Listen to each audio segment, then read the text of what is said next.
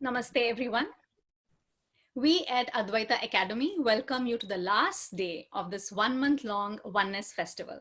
In this session, we have a video by Vishwanatha ji on the insights of a Brazilian, followed by a live talk on the challenges and solutions to Sanatana Dharma by Swami Paramatmananda ji.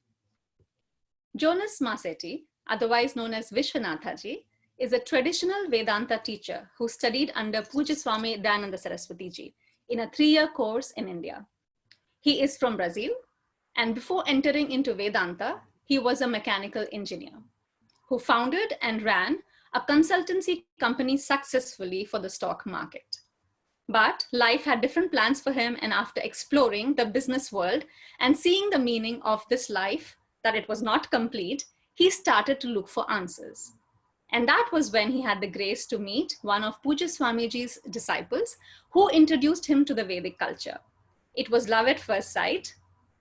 One thing led to the other, and after 8 years of dedication to learning Vedanta, Sanskritam, and mantras in Brazil, he ended up in India. A Brazilian and a Grihastha, Vishwanatha ji has been teaching in Brazil on a regular basis, Vedanta, Sanskritam, and mantras, in retreats, satsangs, and online classes in Portuguese. And today he will talk to us about a Brazilian's insight into the heart of Shankara's Parampara in English. Shri Guru Bhyo Namaha. So my name is Jonas Masetti, otherwise known as Vishwanatha in India. I have studied with Puja Swamiji, Swami Dayananda Saraswati in Coimbatore for 4 years.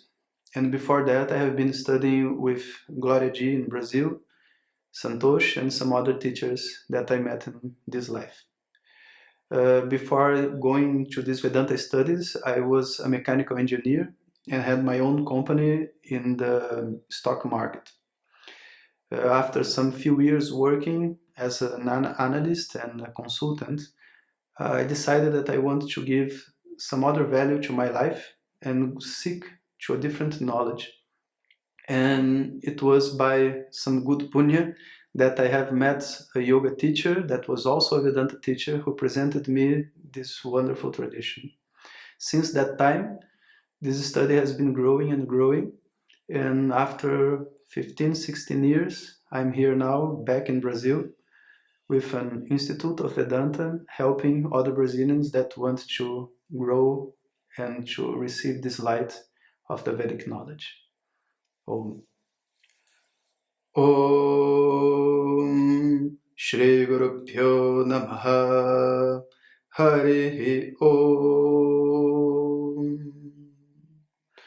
Sadashiva Samarambham Shankaracharya Madhyamam Asmadacharya Paryantam Vande Guru Parampara Shri Jagan Mataram Devim Sthitadhi Padmakasanam Hridaya Sagaratitam Gomatim Pranatosmyaham Om Sahana Vavatu Sahana Bhunaktu Sahaviryam Karavavahai Tejasvinavadhitamastu ma vidvishavahai Om Shanti Shanti Shanti. It's an honor to talk to all of you. Some days ago I received this invitation to speak on this Shankara Jayanti event, and actually I was thinking there was not much to say, seeing so many other teachers from all over the world speaking about the tradition and the contributions of Sri Shankaracharya. As a Brazilian, though, I thought I could really give something else maybe and not speak about what would be the common subjects and contributions that Shankaracharya has done. For me, as a foreigner and also as a Grihastha, to be connected to this tradition, it's a big blessing, and I can just see as part of Ishvara's order. And to add something new to what the others have been telling, I was thinking that maybe the most important, let's say, secondary teaching that Shankara can give us by his way of life and the way he has approached the whole tradition is about the Parampara, is an understanding of what the tradition means. In fact, if we really look upon what Shankara represents, he can represent the abode of knowledge, the knowledge that we are seeking, all the commentaries, the bhashyas on the Vedas, and everything that he has done is very amazing. But at the same time, he was not like let's say, a regular teacher, you know. He was traveling all around, telling people about misconceptions that they were having about the Vedas. And you know, this is something that we can learn from. In any generation, any time that this tradition is being, let's say, spread and studied, there will be a need for some of us to reach out and rewrite what has been decaying, you know. And Shankara did that with a lot of viryam, a lot of courage, a lot of, let's say, sensitivity also. A lot of people consider Shankara to be some sort of dry Vedanta teacher or a philosopher, but actually he was a devotee. How many different shlokas he has written for deities, and some very famous one like the Gangai Stotram and others that are chanted in different temples all over India, you know. So whatever he had to teach was not only about Vedanta, it was about life and about what the tradition really means, you know. And the tradition means to safeguard the knowledge. And to safeguard the knowledge, it means that we have to safeguard a specific type of, let's say, lifestyle, you know, because this knowledge is not an intellectual process. For me as a foreigner, when I see all these Indians with an academic approach to a traditional knowledge, I feel like laughing, really, with all the respect, you know. Some other time I saw in the internet some very different studies they did on Sanskrit and telling how the Sanskrit scholars and the people that have studied Sanskrit their whole lives, how they developed their brains and etc. And so the conclusion that they had is that it's time to teach Sanskrit in England, for example. You know, so now the students in England, they are in some places in kindergarten, you know, they are learning. And then I was seeing a video, and I was just watching, trying to figure out what they were chanting. And it was very funny because I could not understand anything. Although I have studied there Swami Dayananda and all the Sanskrit, I could not understand what they're doing. And after maybe 2 or 3 minutes, I understood, oh, chapter 15 of Gita, you know. You know, study Sanskrit does not develop your brain because of the Sanskrit, you know. You develop your brain to be in the Vedic tradition. If you take the Sanskrit out of the Vedic tradition, put it inside a Western school with a person with a tie, thinking he's superior to the other people that are around, you know, it won't work. It won't work. And I have to tell you, it's not like that. Actually, this knowledge, the power of the knowledge is not the knowledge itself, but the people who are guarding it. There are a lot of people, very dedicated people, that dedicate their life for the human beings, for kindness, for good, and being together with these people, you know, it's what really changed our hearts. If you ask me, how was your course in India, the 3-year course? Oh, it was amazing. We could study Upanishads, Vedas, Gita, everything, chanting. It was amazing. But nothing compared to believing with Swami Dayananda for 3-4 years, with Swami Sakshatji, with all my colleagues and friends, and to be in the process of dealing with my own issues to be able to see something that is beyond my individuality, you know. There is no way a person can really talk about Ishvara academically, you know, because Ishvara, God, is not a subject to be studied away from your heart. It's not to be studied on your mind, you know. So it's not separate from your all the therapeutic process that you should go through in your life. And actually, you are supposed to study this self-knowledge subject in a way that your life is changing at the same time. It's not to be something that you go study and then discuss with some people and then you stay the same person. No, it does not work like that.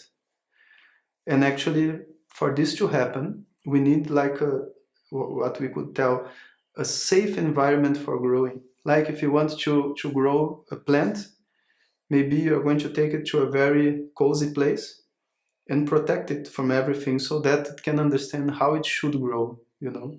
So the lifestyle of the Vedas, it's about protecting a person to be able to receive this knowledge and to live the knowledge properly.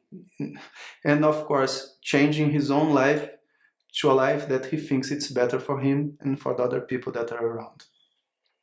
Shankaracharya, so he was not just a teacher, he was a model, a life model, a life model of dedication, of serving the tradition, and of questioning also.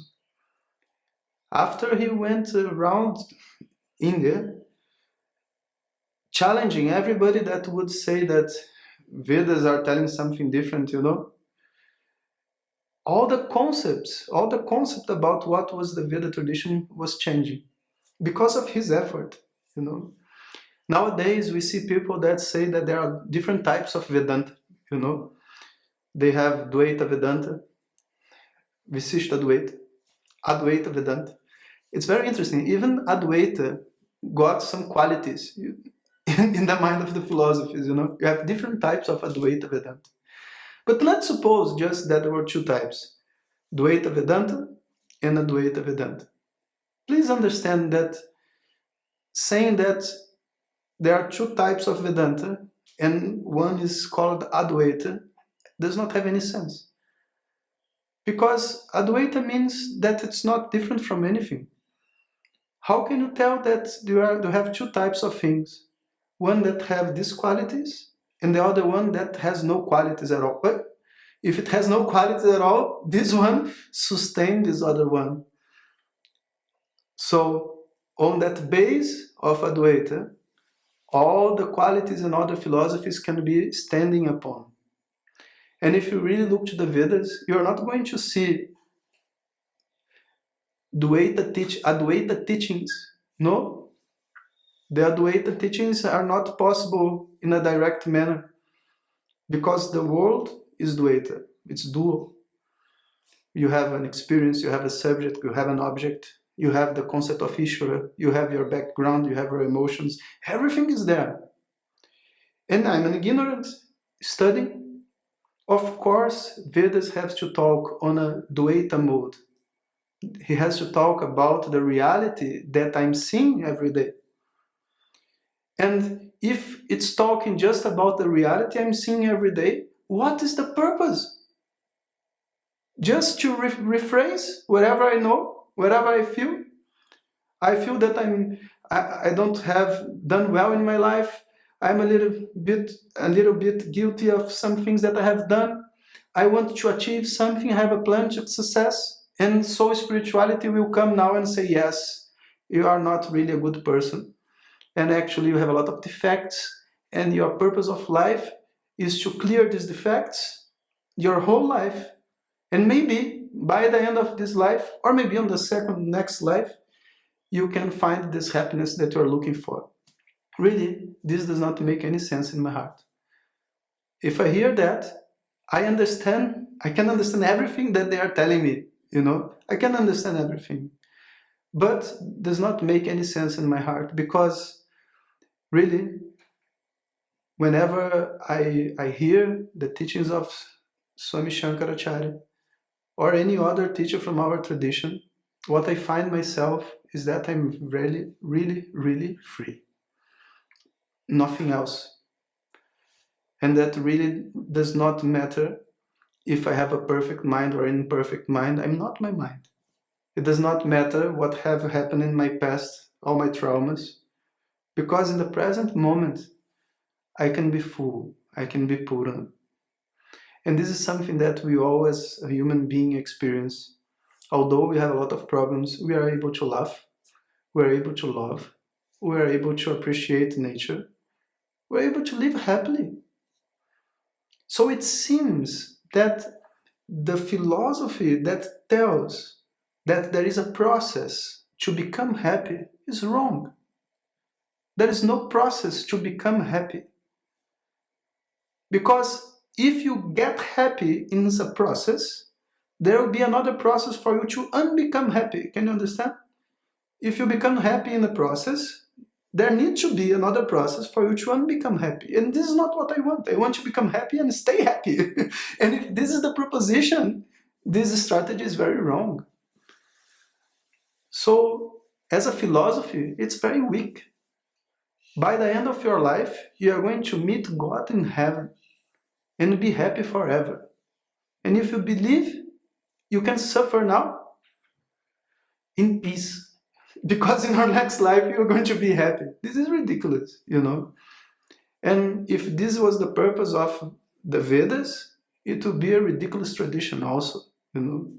Just telling you that you're really suffering, keep suffering, and maybe in your next life you're going to be able to do it. So what happened is that what we consider a tradition, you know, it gets degenerated in time.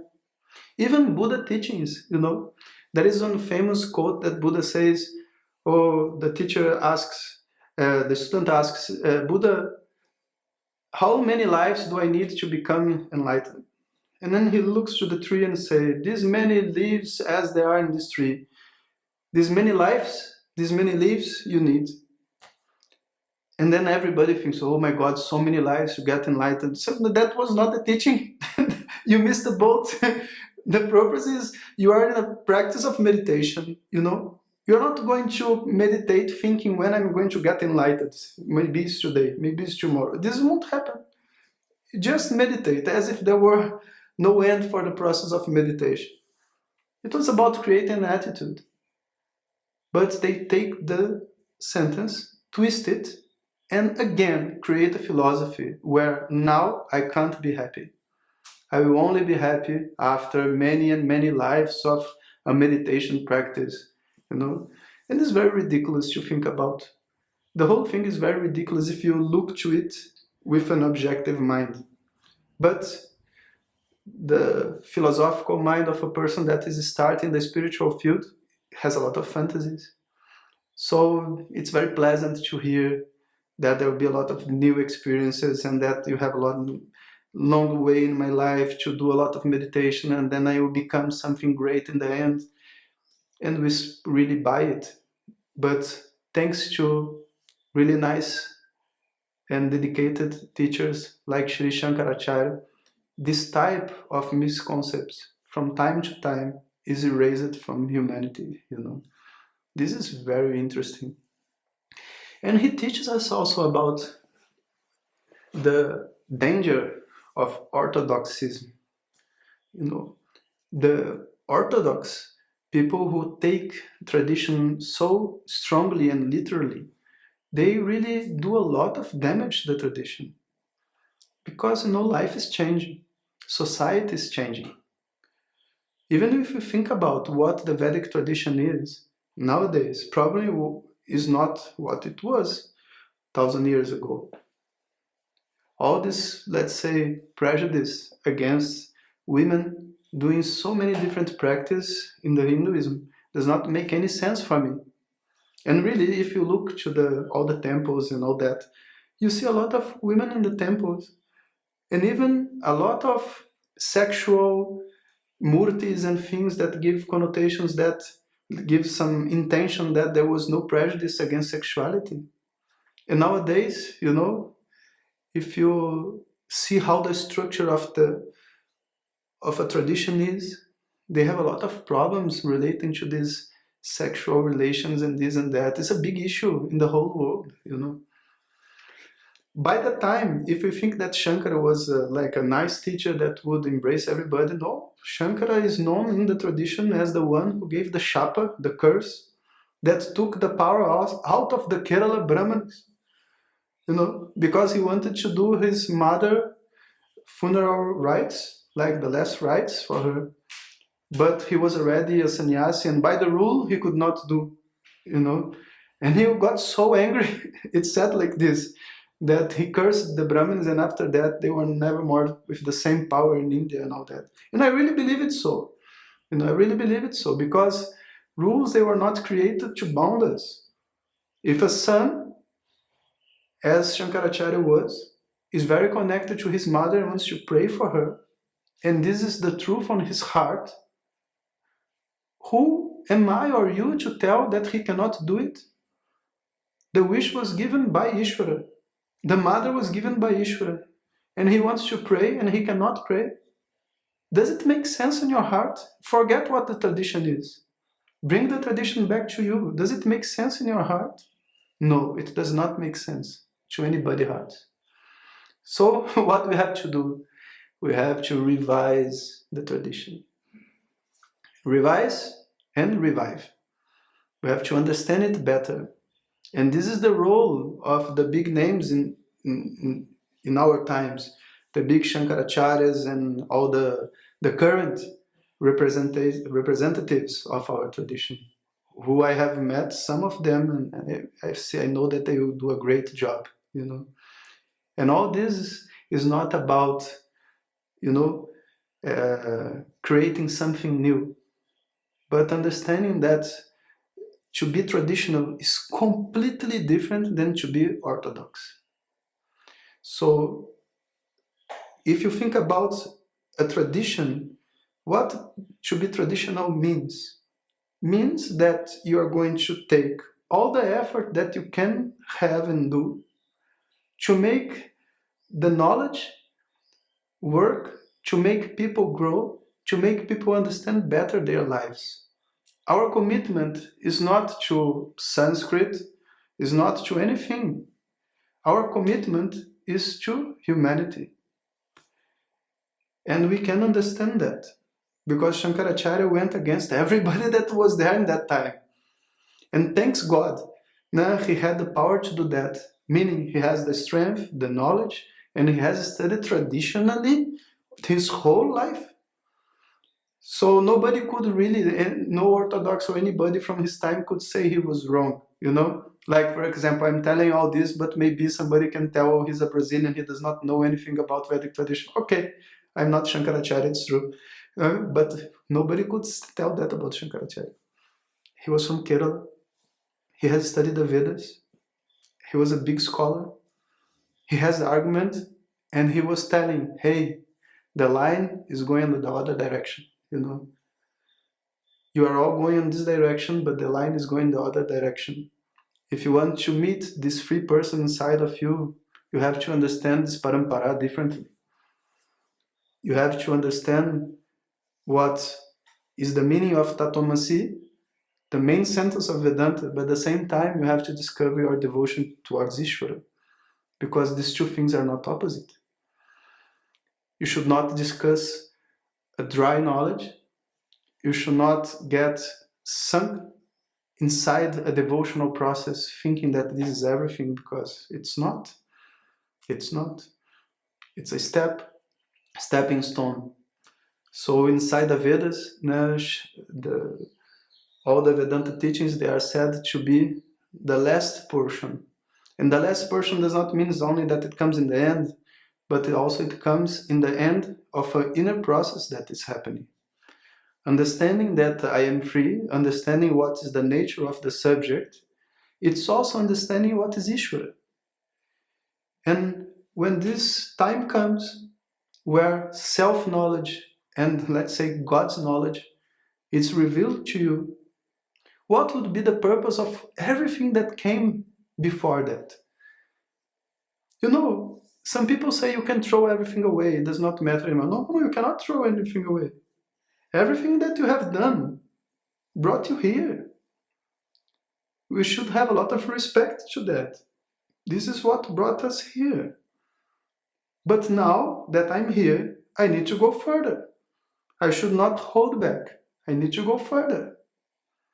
So the Vedic tradition, the Vedas, they are written in a Advaita, in a dual language, to an ignorant person, for him to learn how to find the Advaita, how to find the non-dual reality, the absolute reality, where lies the absolute freedom, where lies what we can call Sampurnatvam, the status of being a complete person.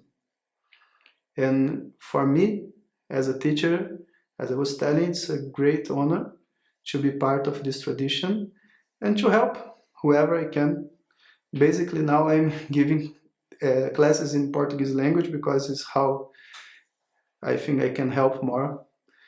And I feel very, very blessed. And I hope that these small words can give some light and maybe help you also in your journey. Om Purnamadav Purnamidam Purnat Purnamudachyate Purnasya Purnamadhaya Purnameva Vashishyate Om Shanti Shanti Shanti Harihi Om Shri Guru Pyo Namaha Harihi Om.